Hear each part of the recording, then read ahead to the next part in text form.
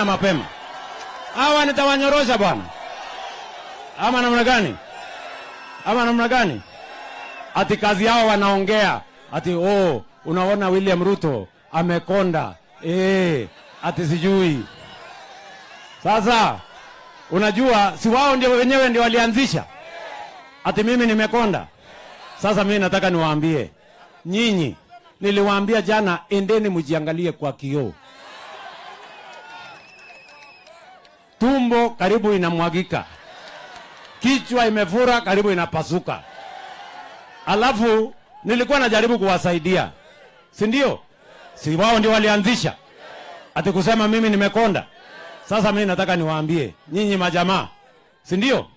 Punguzeni chakula kidogo na mutafute gym, mwende mfanye exercise.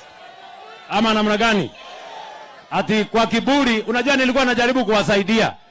They are the ones who started. Si walisema ati mimi nimekonda. Sasa mimi nimewaambia, sasa mimi nimepunguza chakula.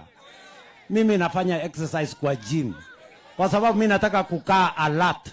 Ama namna gani? Kwani kama mimi ningekuwa nimebeba weight ningefika hapa saa 2. Si wale watu wamebeba weight bado wanalala saa hii. Ni kweli ama si kweli? Sasa nimewaambia, wacheni kiburi. I'm trying to help you. Nimewaambia njia ya kukata weight. Sasa nimesikia jana kwa kiburi wananijibu ati wewe sijui atukuli kwako, sijui tunakula ndizi. My friends, kukula ndizi haina makosa, hata mimi nakula ndizi, lakini punguza portions ya ndizi ikae kidogo. Mimi sijasema mnakula kwangu.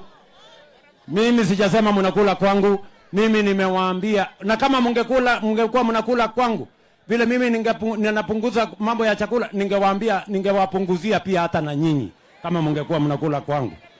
Ile kitu tu nimewaambia ni kwamba hata mkikula punguzeni na mfanye exercise, ndio mkue alert. Muwache kulala kiholela kwa mikutano, mnaharibu hewa.